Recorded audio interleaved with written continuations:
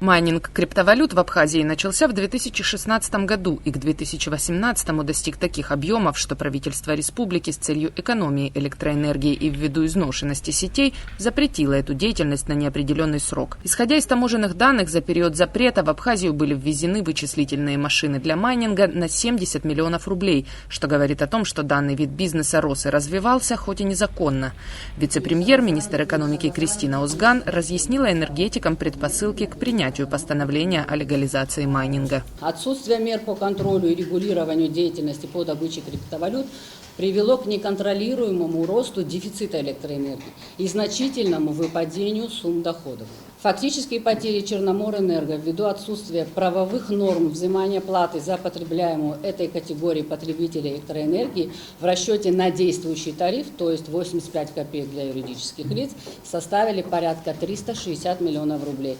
Но если бы тариф был установлен, как мы сейчас предложили, в размере рубль 50, то доход Черноморэнерго только от этой деятельности за весь период, который мы прошли с момента запрета, составил бы порядка 600 миллионов рублей. Тот факт, что Черноморэнерго убыточное и дотационное предприятие, давно не новость, но оказалось, что почти половина всего долга населения за электричество сформировалась в последние 3 года. Это 860 миллионов из 1 миллиарда 800 миллионов задолженности за все послевоенные годы. Чтобы иметь возможность регулировать деятельность майнеров и количество потребляемой ими энергии, а также с целью добиться адекватной оплаты, правительство установило следующие правила игры. Осуществление деятельности исключительно субъектами предпринимательской деятельности, зарегистрированными в установленном законодательством порядке. Это могут быть как юридические лица, так и индивидуальные предприниматели. То есть бизнес в данной ситуации мы не ограничиваем в выборе организационно-правовой формы деятельности. Далее важным и ключевым обстоятельством является необходимость предоставления сведений об используемом оборудовании.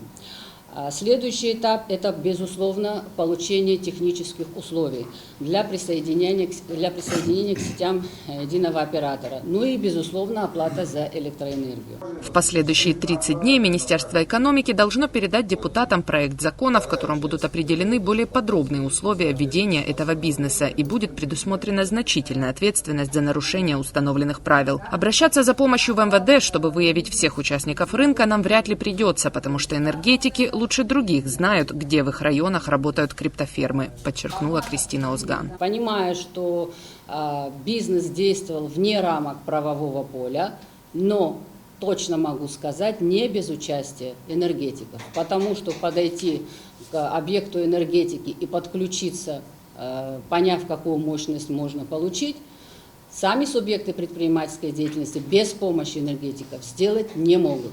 И в этой ситуации нам, наверное, не следует обращаться в соответствующие органы, искать возможность привлечь людей, которые нам помогут с вами в выявлении незаконной деятельности. Вы знаете об этом лучше, чем кто-либо. Главный инженер Черноморэнерго Тимур Кация рассказал, что работа по выявлению и постановке на учет криптоферм уже ведется. Сформирован определенный список. Он призвал представителей районных подразделений самим подавать информацию о ситуации на своих участках, а также разъяснил порядок легального выделения мощностей. Процесс будет такой. Человек, явившийся или уже подключенный, выявлен, приходит сюда себя легализовать.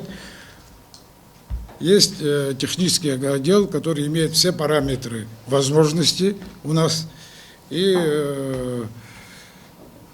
смотрим место, позволительная, допустимая мощность, ваша информация с учетом зимних нагрузок, с запасом роста это самое, будем на этой площади давать какую-то определенную мощность, добро давать на подключение или легализацию существующего. Легализация майнинга криптовалют позволит также регулировать потребление электричества в период дефицита или перетока. Практика перетока электричества из России в период низкого уровня воды на плотине Ингургэс ведется уже несколько лет. Этот свет по тарифу от 2 рублей до 2,90 за киловатт обходится Абхазии в круглую сумму. За 2020 год Россия уже продала Абхазии электричество на 619 миллионов рублей, и год еще не закончился. Логично, что майнеры, если пожелают продолжать свою деятельность в период перетока, будут платить за свет по российским тарифам. На период перетока тариф для этой категории потребителей будет равен тарифу стоимости поставки электроэнергии. Либо они должны будут отключаться, либо должны будут платить такую стоимость. С 2016 года он варьировался от 2 рубля 15 копеек до 2 рубля 74 копейки, максимально 2,90. То есть вот в этих пределах, возможно, на период перетока и острого дефицита тариф будет применяться как временная мера именно в таком размере. Эксклюзивно для Абаза ТВ министр экономики Кристина Озган рассказала, что тариф 1,5 рубля для майнеров не окончательный. Возможно, он будет корректироваться, но однозначно не в сторону уменьшения.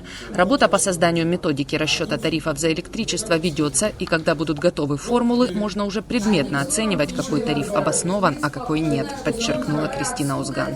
Тариф для категории потребителей, относящихся к деятельности, к майнингу криптовалют, самый высокий. То есть у нас для населения порядка 40 копеек, для юридических лиц порядка 85 копеек, для нерезидентов Республики Абхазия рубль 10. Соответственно, в целях оптимизации условий для осуществления этой вида деятельности, для того, чтобы вывести из тени и перевести в правовое русло данную деятельность, мы применили в данный момент оптимальный тариф. Понятно, что любой тариф имеет право на развитие, на увеличение, и мы в этом смысле, безусловно, такую динамику будем выдерживать. Пока что в разработке новых правил добычи криптовалют сами майнеры не участвуют. Министр экономики сообщила, что коллективная позиция представителей бизнеса пока не сформирована.